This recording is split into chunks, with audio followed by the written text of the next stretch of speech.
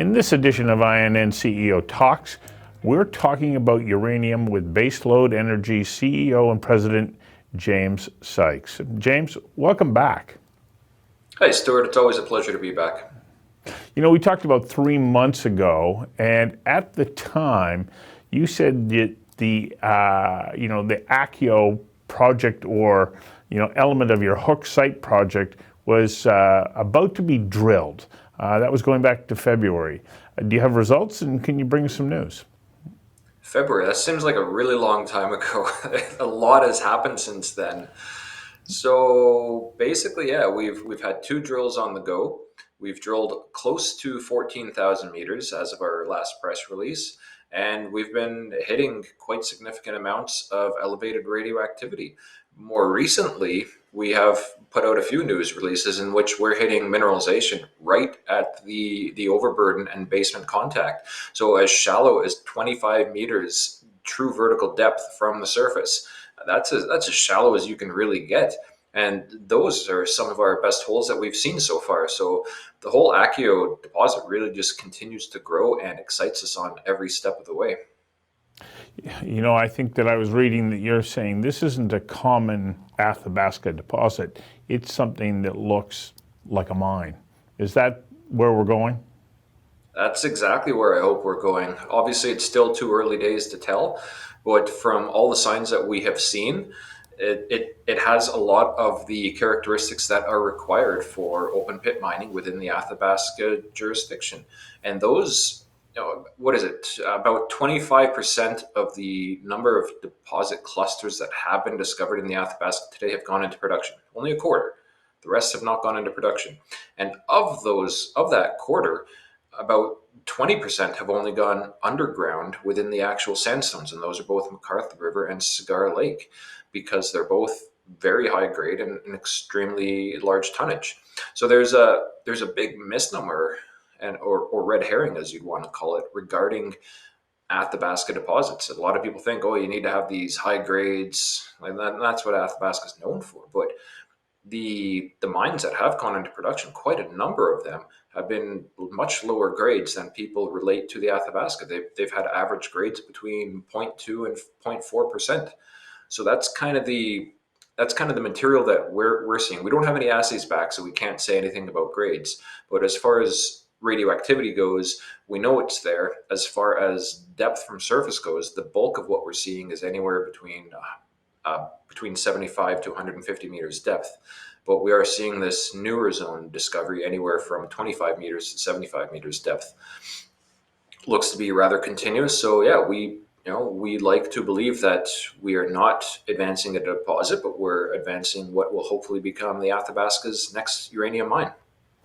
Okay, so what are your next steps right now? Because we know that process takes a number of steps and takes time. So what are the next steps for you in being able to prove out the resource and then move closer towards confirming that this is an actual mine site? Step 1, we have to keep drilling. There's no two ways about it. We have to put more drill holes into the ground. We have to expand what we've already found and then wait for the assays to come in to start building on that. But we are fully funded for 40,000 meters of diamond drilling. I don't think we're going to see that this year. We have been saying that we're doing a 20,000 meter program, but more recently, because we're almost there already, we have decided to increase that to 30,000 meters. So that will bring us through to the rest of the year till around September, October. And at that point, then we can assess if we have enough information to really start looking at building up a resource. If we do not, then we go back next year and continue drilling until we get there. Because we're drilling shallow mineralization, and because our drill holes are not going that deep, we can actually put a number of drill holes into the area and expedite a lot of the growth strategy, really. And that's one thing where I think we really benefit from compared with the rest of our peers, is that it's shallow, and so we don't have as many drill holes or depth of drilling to really go into. Our budget can carry us further and can we can define a resource hopefully quicker than some of our peers. So that's step 1. As we define a resource or get closer to it, then we have to look at the whole market. We have to look at, do we have enough pounds in the ground, or can we assume we have enough pounds in the ground? If so, then we'd have to take the next step and start looking at environmental studies, PEAs, and other things like that. If this looks to be like an open pit, we benefit in numerous ways because we're close to a few mills within the Athabasca that are licensed and have current capacity. So we would have to find out if this does turn into a mine, can it be shipped down to the mills? If it does turn into a mine, then we don't have to worry about the capex expenditures. Open pit mining is far less capex intensive than underground mining.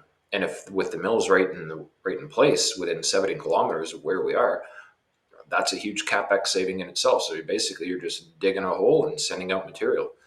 And as I mentioned, we've got mineralization as shallow as 25 meters depth. So as you're digging down to the bulk of what we're seeing, you'd be mining ore right from the get-go. You'd have value within the rocks as you are opening up your pit. And that's quite a lucrative scenario that hasn't really been seen in the basin in many decades.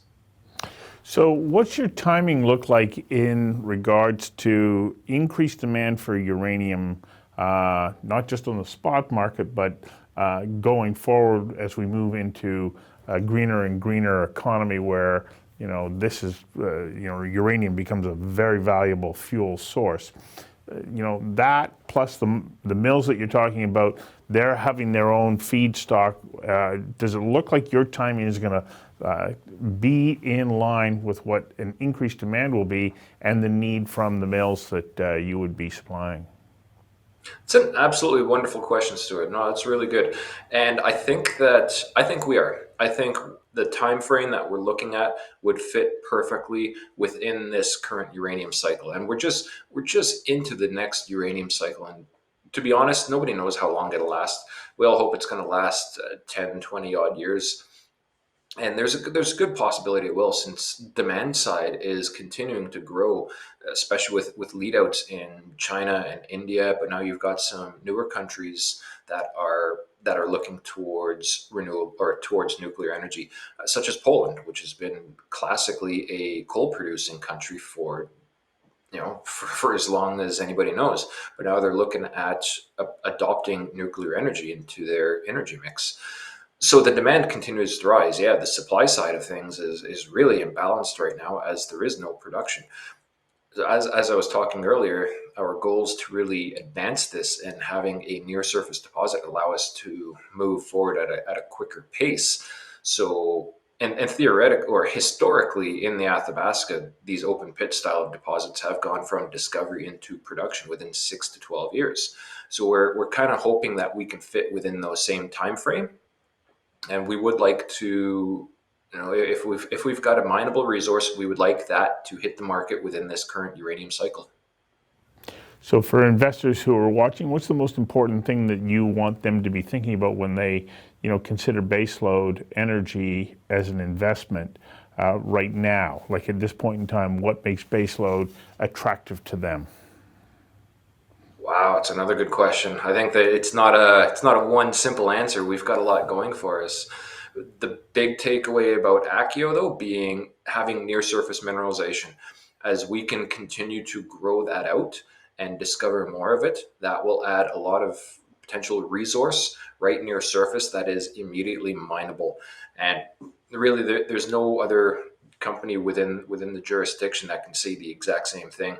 So that is a big key for us. But as we continue to grow ACKIO as well, the overall size that we see and just dimensions of this, and if we make any additional discoveries within the project area as well, everything just really adds towards our portfolio. And Wonderful.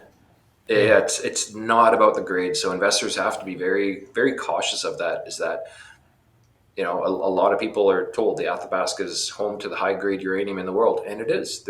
Rightfully it is, but the vast majority of those projects do not go into production because they've got that sandstone issue. We don't have the sandstone issue, so we can have the similar grades as to what have been mined in the past as an open pit style of mine, and that's what really sets us apart. Yeah, well, as I was about to say, it's a wonderful story to have right at the moment and a wonderful position to be in as you look to the future. Thanks for this update, and I'm hoping that you'll come back and give us further updates as developments unfold. Thank you very much for your time.